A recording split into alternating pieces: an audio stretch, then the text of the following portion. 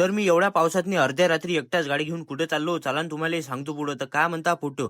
सकाळी सकाळी उठलो निघालो डायरेक्ट वावरात जाण्यासाठी.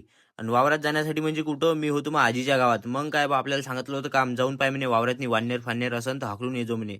मग काय बा तिथून निघालो पैदल पैदल वावरातनी. वावरात येऊन पाहतो तर भेटले डायरेक्ट आपल्याला इजू भाऊ न अनिल भाऊ. मग काय बा त्याची भेट घेतली आणि सरळ आलो वावराच्या अंदर. वावरात आलो तर इथं काही वाननेर नव्हते आणि काहीच नाही, एक कुत्रं बसून होतं आपला सोबती.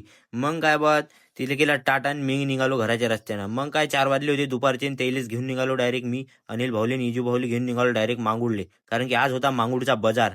मग काय त्याच्यासोबत आलो बा मांगुडच्या बाजारात. मेन म्हणजे आपल्याला न्यायच होता आपल्या बहिणीले घराकडं.